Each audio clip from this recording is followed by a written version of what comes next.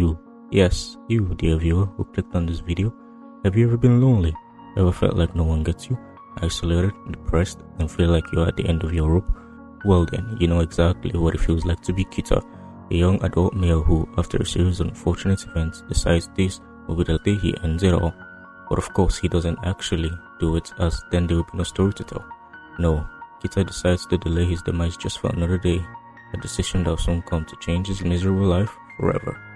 You see, that same night Kita catches a TV program advertising a crab dish which sparks enough life in him to decide that will be his last major meal.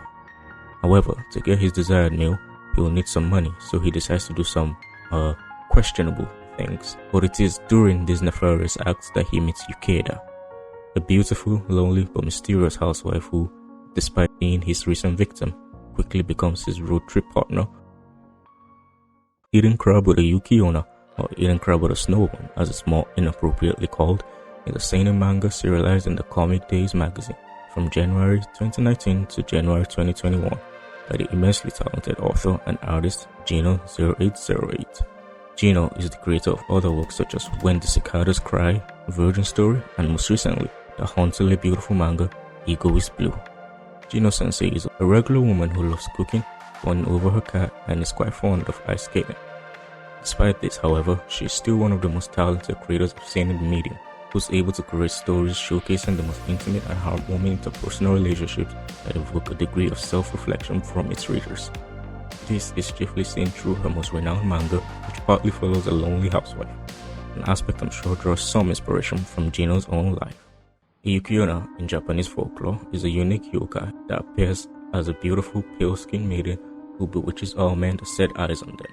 Sometimes they even marry these men, but should their husband ever discover the Yukiona's true nature, they melt away, never to be seen again. The relationship between Kita and Yuki is one that I've never seen in the manga medium. The two interact so well with each other you'd think that they were initially meant to be together. After reading the manga, that feeling only becomes stronger. While they start out as an awkward pair of trip buddies, the relationship quickly evolves into a partnership that further blossoms to an unconventional romance. Despite being literal strangers, the attraction is borderline animalistic that only escalates as the story progresses. So much so that these two seemingly lonely, broken people are able to come together to build a strong bond based on their shared, painful pasts.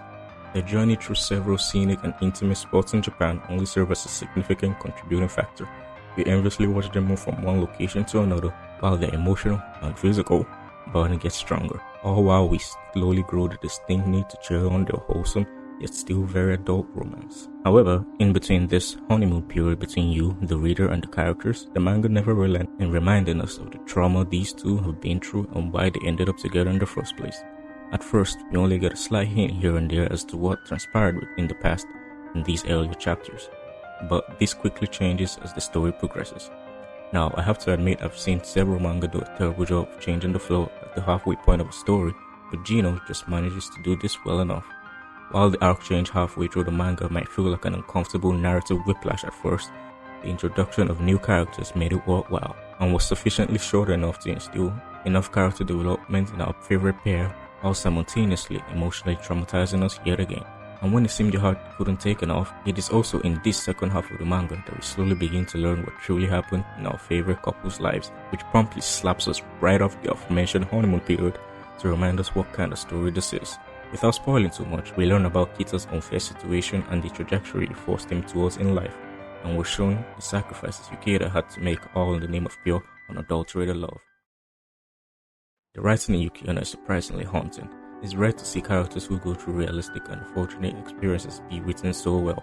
The manga covers multiple themes from depression and loneliness to loss and regret, and even the dangers and effects of false accusations and allegations. The manga explores several unsavory things and depicts human beings as we are, often broken, vulnerable, immensely flawed, and prone to making bad decisions. It also displays how several events and traumatic experiences affect people's psyches differently. However, despite many of its negative themes, the manga taught me many things throughout its 8 volumes. I learned that no matter how lonely and neglected you feel, there will always be a lonely heart MILF in your area just waiting for your attention. Nah, I'm just kidding. I learned that no matter how lonely you may feel, no matter how neglected, empty, and isolated you are, there will always be someone out there who cares about you, who will grow alongside you, and who will relate to you. As long as you don't give up hope and put yourself out there, you'll find that the partnership can be formed in the unlikeliest of places, even in the most unexpected time in your life.